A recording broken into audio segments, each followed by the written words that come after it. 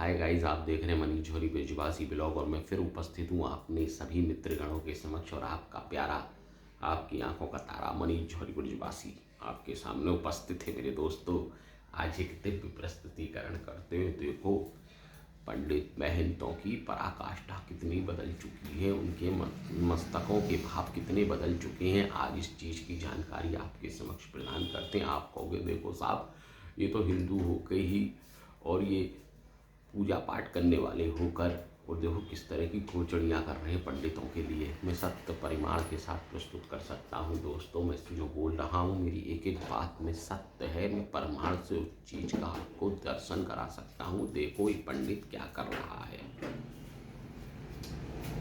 मंदिरों में जितने भी पंडित हैं 100 में से 50% 65% तकरीबन ये मान के चलना आप सबके सब भक्ष अवक्ष करने में लगे हुए हैं।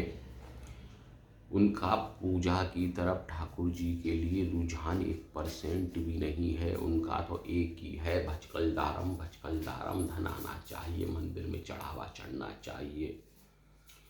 दिन में स्वांग रचाकर त्रिपुंड लगाकर माला झोली पहनकर भगवा वस्त्र डालकर और माला रुद्राक्ष की पहन कर बैठ जाते हैं मंदिरों के पटलों पे, उनके स्थानों के ऊपर, चौखटों के ऊपर, ठाकुर जी के विग्रह के आगे। कभी कल्पना करी है आप सभी ने कि वो क्या करते हैं, उनका चरित्र किस तरीके का है। बैठते हैं और रात होते के साथ ही क्या करते हैं, वो ठेकों पे जाते हैं दारू के। मैंने देखा है अपनी आंखों से, मुझे बड़ा दुख हुआ, अचरज हुआ। मैंने यार इस मंदिर का महंत यहाँ क्या करने आया है। और वहाँ जाके कह रहा है वो महंत, एक क्वार्टर दे दो, अद्दी दे दो, पौवा दे दो, पौना दे दो और एक यूज एंड थ्रो का गिलास दे देना, एक सोडे की बोतल और दे देना आधा लीटर वाली। और 3-4 पंडित उसके ग्रुप के साथ में उस पास बैठे हुए हैं और ले रहे हैं। क्योंकि हमने प्रस्तुतिकरण जयपुर में देखा था अपनी आंखों के सामने, कल की ही बात है। उस पंडित को हमने देखा है, लेकिन उस पंडित ने हमको नहीं देखा था। मैं नाम नहीं लूँगा उस जगह का, वो कहाँ संभालता है कार्यभार जयपुर के अंदर, बड़ा ही चक्कर अटक जाएगा हमारी जान को। तो वो पी रहा था इतने में ही सामने की तरफ, क्योंकि मैं पेट्रोल भरवा रहा था उस अजमेरी गेट के पेट्रोल पंप पर, उसके बगल में ही गली में जाते ही वो ठेका है, वहीं उसकी व्यवस्था है। तो देखा हमने वो ले रहे हैं, शौक फरमा रहे हैं। जो वो शौक फरमा रहे थे उसको देख रहा था। एक जगह से वो कहता है, क्योंकि मुझे मज़ा आता है इन लोगों को देखने में, ये क्या कर रहे हैं देश के लिए लोग बाग, पंडित लोग। एक जने से कहता है, मैं छुप गया पीछे से उनको देख रहा था। उससे क्या कहता है, यार एक काम कर भाई, 4 अंडे का आमलेट बनवा ला। मैंने देखो ये पंडित है साहब, 4 अंडे का आमलेट बनवा ला जा। तो वो आमलेट बनवाने जा रहा और कह रहा है वो बातें, वैसा करियो, प्याज मत डलवाइयो बा में, हम ब्राह्मण है, प्याज ना खाएंगे। देखो अंडा तो खा रहा है और प्याज की मना कर रहा है, तो कौन सा अंडा वेज है, वो भी तो नॉन वेज ही है, मुर्गी के पेट से निकलता है, उसमें भी तो गंदी संदी चीज़ें होती हैं अंदर। दोस्तों देखो कैसे कैसे पंडित महंत इन मंदिरों के मठाधीश जो बने बैठे हुए हैं। मैं सबका नाम नहीं ले रहा हूँ, आप लोगों ये समझ लो कि हमारे लिए भी बोल रहे हैं, जो कर रहे हैं उनके लिए बोल रहा हूँ। तो वो आमलेट बनवा लाया और साइड में ही गंदी चीज़ बन रही थी, उसको भी वो ले आया, जिसका मैं नाम नहीं लूँगा अपने मुंह से। और खा रहे हैं उसको और पी रहे हैं, खा रहे हैं, पी रहे हैं। बताओ ये सब सही है क्या? आप बोलना मेरे दोस्तों। ये जो कर रहे हैं ठाकुर जी के साथ विश्वासघात, वो तो देख रहा है, ये सही है क्या?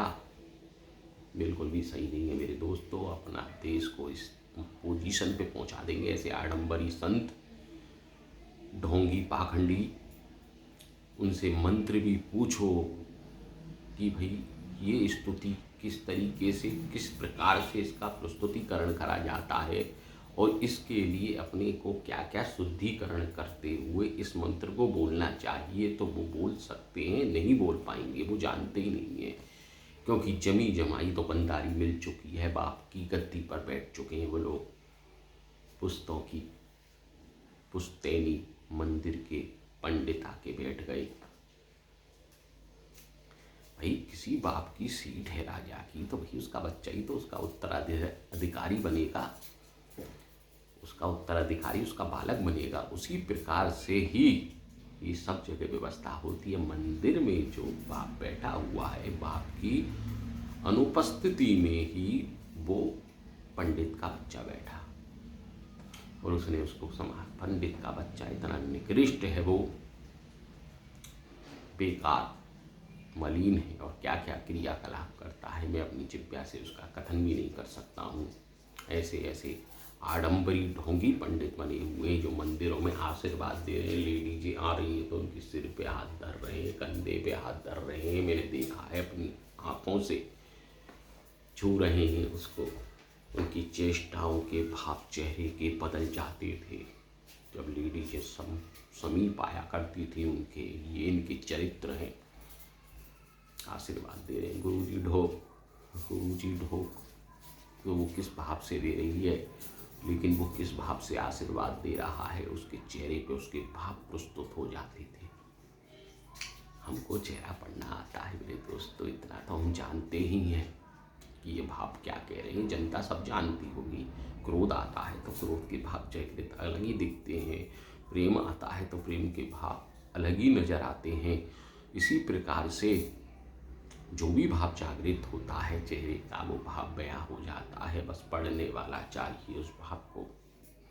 तो ऐसे ढोंगी आडंबरी पंडितों से पूजा का विधि विधान से रुद्राभिषेक या किसी भी प्रकार से ठाकुर जी की सेवा पूजा करोगे तो वो मान्य होगी क्या?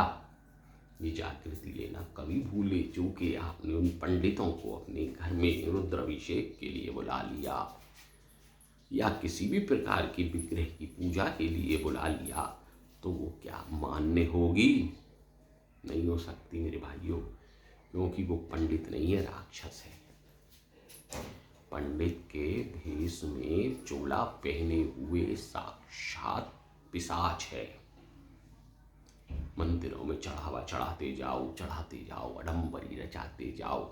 मैं नित्य नियम से बोलता हूँ एक चीज के लिए कि देखो, दान उसको दो जो उसका पात्र हो। को पात्र को दान देना समझ लो अपने ही भाग को खराब करना होता है। को पात्र को दिया हुआ दान अपने ही भाग्य को बिगाड़ देगा। आप तो सोच रहे हो मैं इसको दान दे के इसकी मदद कर रहा हूँ, लेकिन वो दान देना समझ लो एक तरीके से अपने आप का ही भाग्य बिगाड़ना होगा, क्योंकि वो आपके पैसे लेगा और शाम को अपने शौक मौज के लिए पी के बोतल और खाने के लिए लेकर और बैठ जाएगा।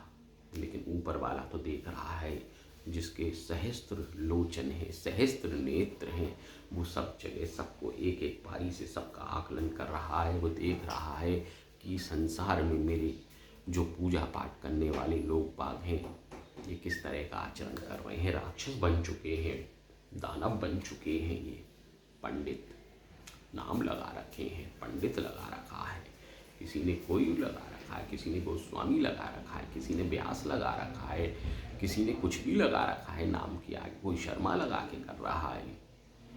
तो अलग अलग लोगों ने अलग अलग नामों के द्वारा ही अपना अपना कर रहे हैं। लेकिन बहुत से ऐसे भी अच्छे हैं पंडित, वो पंडित भी इतने अच्छे होते हैं बहुत से लोग।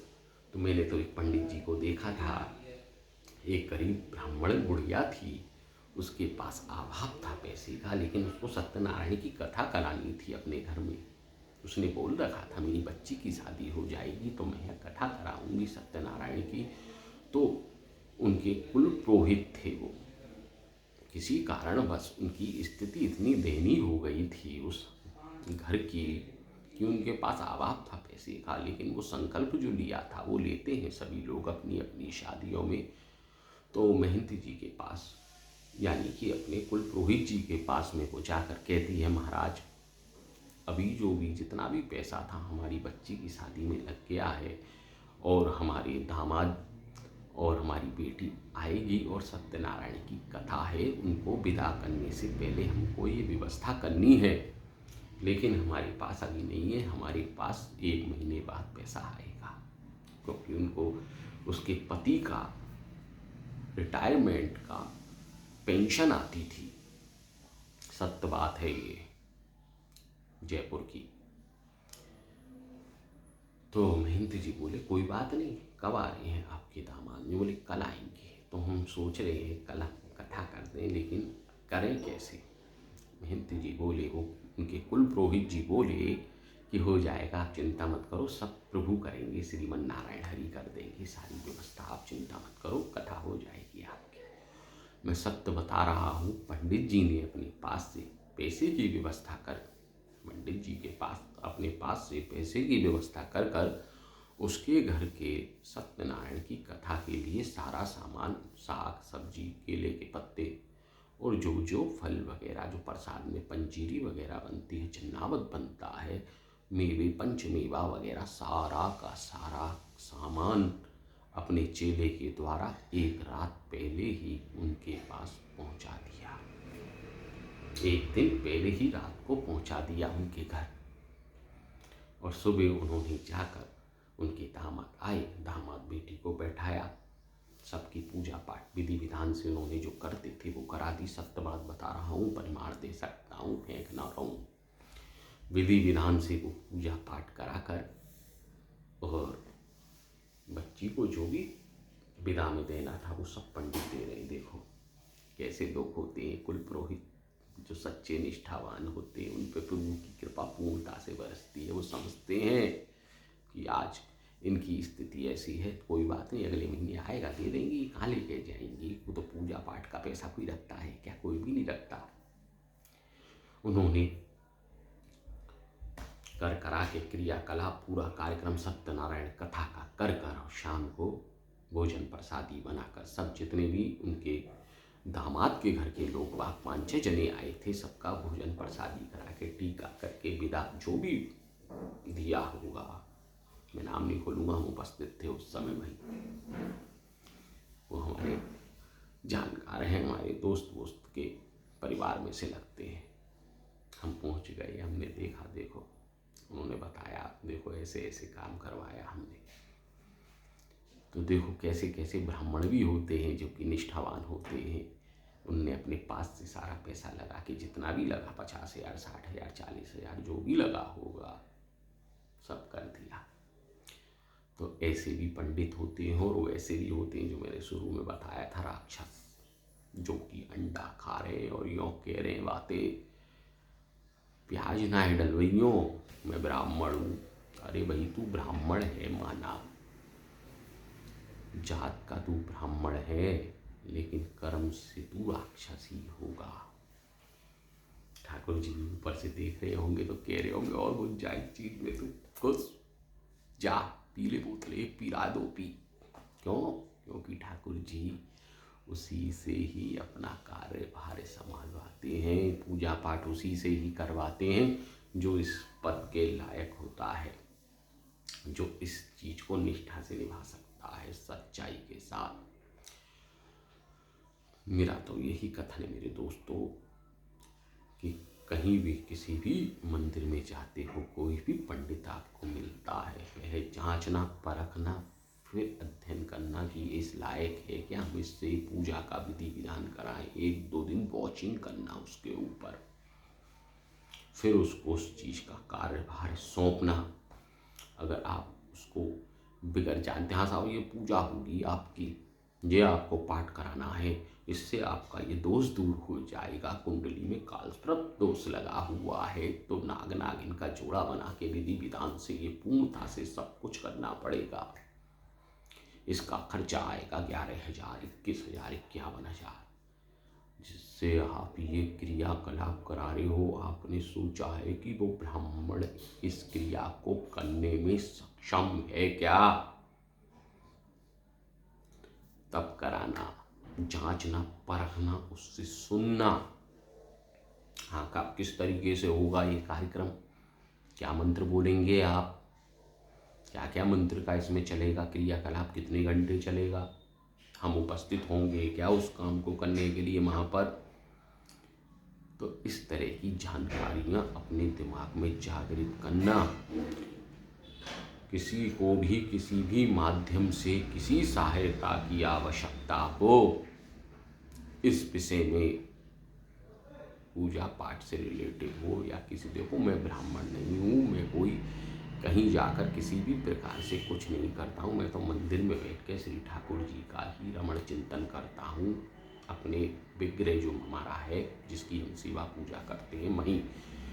लेकिन हाँ, इतनी मुझको नॉलेज है कि आप किसी भी चीज़ की मुझसे जानकारी पूछेंगे ठाकुर जी की कृपा से, या गॉड गिफ्ट मान लो, या पिछले जन्म के मेरे कोई कर्मों का फल है जो मुझे मिला हुआ है, मुझे उसकी चेतना है कि मेरे को ये पता है कि ये काम भी किस तरीके से होगा। क्योंकि मैं ज्योतिष में भी रुचि रखता हूँ, मेरा पूरा इसमें 20-25 साल तकरीबन दे रखे हैं इस ज्योतिष के कार्यक्रम के लिए भी। मैंने, मेरा कुंडली देखने का भी व्यवसाय है। व्यवसाय का मतलब मैं किसी से कुंडली देखने का 1 रुपया भी चार्ज नहीं लेता, फ्री ऑफ कॉस्ट देखता हूँ। क्योंकि मैं ब्राह्मण नहीं हूँ, ये पैसा मुझे फलीभूत नहीं होगा, इसीलिए मैं उनसे 1 रुपया भी नहीं लेता हूँ। और मैं कुंडली का भी काम करता हूँ देखने का, उसकी जो क्रियाकलाप होती है, जो भी व्यवस्था होती है, मैं सब करके देता हूँ। किसी को किसी भी प्रकार से मदद चाहिए तो हम करने के लिए तैयार हैं, फ्री ऑफ कॉस्ट, बगैर 1 रुपया, जो बोल रहा हूँ परिमाण के साथ, 1 रुपया भी चार्ज नहीं लेता। तो आपको आवश्यकता हो किसी भी माध्यम से किसी चीज़ की जानकारी ले लेना आप। क्योंकि एक बार हमने एक जने की जागृति दी थी, हमने देखा था कि किसी माध्यम से, किसी भी सोशल मीडिया के माध्यम से उसका नंबर आया था, वो बोल रहा था किसी को अपनी समस्या दूर करानी हो तो ये मेरा नंबर है, इस पर फ़ोन लगा के बात करो। हमने बात करी साहब उससे, हमारी तो जिज्ञासा रहती है सब चीज़ों को जानने के लिए, क्योंकि हम जिज्ञासा पूर्ण हर चीज़ को ग्रहण करना चाहते हैं, अच्छी चीज़ को। हमने उससे पूछा, मैंने गुरुदेव, मैंने महाराज जी, मैंने ज्योतिषाचार्य जी, मैंने उनसे बोला, बोले हाँ, किस अभिप्राय से आपने फ़ोन किया। मैंने इस माध्यम से आपका नंबर हमको नज़र आया तो हमने आपको फ़ोन लगाया और ये जानकारी लेना चाहते हैं कि आप क्या क्या चीज़ आप कर सकते हो। देखो, आपको 1 महीने की जानकारी चाहिए तो 1100 रुपये डाल दो। देखो, सत्य है ये चीज़, मेरी रिकॉर्डिंग भी रखी है उस व्यक्ति की मेरे पास फ़ोन में। और 2100 रुपये लगेंगे 6 महीने की जानकारी के लिए, और जीवन भर की पूरी कुंडली बनाने के और उसका पूरा विधि विधान बनाने के 5100 रुपये ले लूँगा। फिर मैंने उनसे पूछा, मैंने ये पैसे किस माध्यम से भिजवाने हैं। बोला, मैं अपना पेटीएम नंबर आपके व्हाट्सएप पर भेज देता हूँ। ये मेरा नंबर व्हाट्सएप का भी है और यही नंबर मेरा बात करने का भी है। यूँ बोले वो महंत ज्योतिषाचार्य जी। मैंने ठीक है साहब, सोच विचार के बताते हैं। मुझे तो सिर्फ जानकारी लेनी थी कि क्या धांधलीबाजियाँ चल रही हैं इस आड़ में। एक बात बताओ मेरे दोस्तों, थोड़ा ज़्यादा लंबा जा रहा है, क्या करा जाए, ये तो पूरा ख़त्म करना ही होगा, बात चढ़ी है तो। मेरे दोस्तों एक बात बताओ, जो व्यक्ति 5 साल का पूरा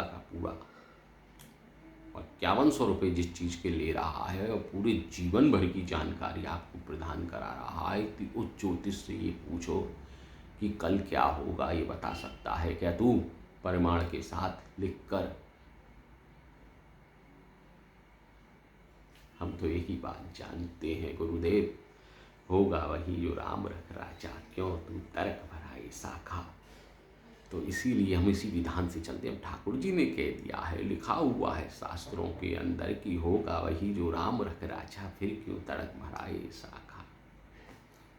तो इसीलिए मेरा अभिप्राय है, गुरु इन ढोंगी आडम्बरी पंडित ज्योतिषाचार्य जितने भी ये लगे हुए हैं पंडित, दुनिया को फुद्दू काटने में, फुद्दू काटने का मतलब पैसे से उतारने के लिए, उनको तिलांजलि दे दो, उनसे दूर हट जाओ, वो संसार का उद्धार ही नहीं कर सकते, वो खुद अपने उद्धार के लिए लगे हुए हैं।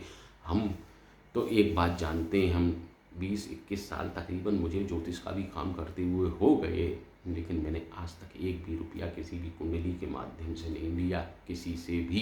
ये मेरी फ्री सेवा है, ठाकुर जी दे रहा है मुझे, मेरी व्यवस्था अलग है कमाने की, तो मुझे क्या ज़रूरत। जो मैं ज्ञान जानता हूँ, जो मैंने सीखा है अपने गुरु से, किसी भी आधार से मुझे प्राप्त हुआ है, या मेरे पूर्व जन्मों का संचित कर्म के द्वारा मुझे वो मिला है, मैं उसके आधार पर किसी को ठीक कर दूँ। ठाकुर जी करने वाले, मैं कौन हूँ किसी को ठीक करने वाला, या मेरे माध्यम से ठाकुर जी के दूत हैं, हम तो ठाकुर जी के सेवक हैं। अगर हम किसी भी माध्यम से किसी का ठीक कर सकते हैं या सही कर सकते हैं परिस्थिति को, तो उसमें बुराई क्या है की है। हम नहीं लेते किसी से 1 रुपया भी ज्योतिष देखने का, आज तक नहीं लिया, सत्य बोल रहा हूँ। तो मेरे दोस्तों, इन अडम्बरियों से हट जाओ जो पैसे के लिए भाग रहे हैं। 5100 दे दो, 11,000 दे दो, 21,000 दे दो, फीस दे दो, वो दे दो। अरे किस चीज़ की फीस और किस लिए चाहिए। आ गए बड़े बड़े बन के ज्योतिषाचार्य पंडित, ढोंगी आडम्बरी, मंदिरों में बैठे हुए चूतिया बना रहे हैं दुनिया को, आडंबर रचाते हुए।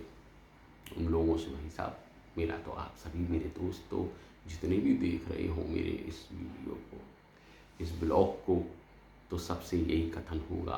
और मेरा एक कथन यूट्यूब से है, माननीय यूट्यूब जी, आपसे मेरा करबद्ध निवेदन एक ये होगा कि मैं आपसे एक चीज़ जानना चाहता हूँ, मैं जिज्ञासु हूँ मेरे भाई यूट्यूब जी, कि हमारी वीडियो जो उपस्थित ब्लॉग चलता है उसको लोगों तक आगे से आगे पहुँचाएं ना आप, क्योंकि वो आगे नहीं जाता है। जितने भी हमारे दर्शक भाई हैं, जितने भी सब्सक्राइबर हैं, वो ही देख पाते हैं। आपका छोटा भाई हूँ मैं यूट्यूब जी, तो हमारे भी ब्लॉग को हम भी जनता को जागरूक करने के लिए ही बोल रहे हैं, और हमारा कोई अभिप्राय नहीं है। हमको किसी भी माध्यम से 1 रुपये की भी लालसा नहीं है कि ये लोग हमसे जुड़े और हमसे क्रियाकलाप कराएं। हमारा तो व्यवसाय अलग है। ये मेरा ज्योतिष का जो काम है, ये साइट का है, ये मैं अपने शौक़ के लिए करता हूँ। क्योंकि क्या है, नई नई कुंडलियाँ आती है, नई नई जिज्ञासाएँ इसमें नज़र आती है, तो उससे हमारा ज्ञान बढ़ता है, इससे हम अपने ज्ञान को बढ़ा रहे हैं, सीख रहे हैं, और कुछ नहीं है, ज़िंदगी भर सीखता है इंसान। तो आज के लिए मेरे है यूट्यूब, हमारी भी वीडियो को आगे से आगे प्रस्तुतिकरण दें, उसको आगे से आगे पाल लगाएं और लोगों तक पहुंचाएं, जिससे कि वो ज़्यादा से ज़्यादा लोग देखें तो जागृत हों, इन लोगों से दूर हटें जो आडंबरी बने बैठे हुए हैं सब खेलों के अंदर किसी भी माध्यम से। प्लीज़, बच्चा हूँ आपका और आप ही का रहूँगा, और मेरे जितने भी दर्शक हैं इसको देख रहे हैं, मैं उन सब के चरणों में अपना मस्तक रखकर उनका आशीष चाहूँगा। जो मेरे बड़े हैं, मेरी माताएं, बहनें, भाई बहन जितने भी हैं, सब देख रहे हैं, सबका कल्याण हो। मैं तो प्रभु से यही प्रार्थना आप तक पहुँचाता हूँ, सबका भला हो। और इन सब ढोंगी आडंबरी पाखंडियों लोगों से आप तुरंत किनारा कर लें। ये उद्धार नहीं कर सकते, अपना तो भला नहीं कर सकते, आप लोगों का क्या करेंगे, ये कोई नहीं कर सकता है। तो इसीलिए बस एक ही कथन होगा वही जो राम रख राजा, फिर तू बढ़ाए क्यों शाखा, तो मत बढ़ाओ तर्क, जो हो रहा है होने दो। इन लोगों के पास मत जाना, अपनी पूजा, अपने प्रभु की पूजा अपने आप करना, किसी का माध्यम मत लेना। या फिर कोई ऐसा हो जो निष्ठावान हो, सत्यवान हो, जो आपकी इस काम में पार करने के लिए मत, जो पैसा नहीं लेके काम करे, तो समझ लेना कि वो आदमी निष्ठावान है। जो पैसा ना लेके काम करे, जिसकी लालसा नहीं हो इस काम को करने के लिए, धन के लिए, जो धन को लेकर काम करता है, ना तो वो अपना भला कर सकता है, ना सामने वाले का। तो जय सिया राम, जय राजा राम। और फिर मेरा आपसे यही करबद्ध निवेदन होगा, हे यूट्यूब, हमारी वीडियो का हमारे ब्लॉग का आगे से आगे प्लीज़ प्रस्तुतिकरण पहुँचाएँ। आपके चंडाद विद्ध में इस बालक का नतमस्तक होके आपसे आग्रह है इतना सा, प्लीज़ ये देश की जागृति प्रदान करने के लिए बना रहा हूँ। मेरा माध्यम ही यही है इस पर आने के लिए, और मेरा कोई अभिप्राय नहीं है मेरे भाई। यूट्यूब भाई को सलाम। जय सिया राम।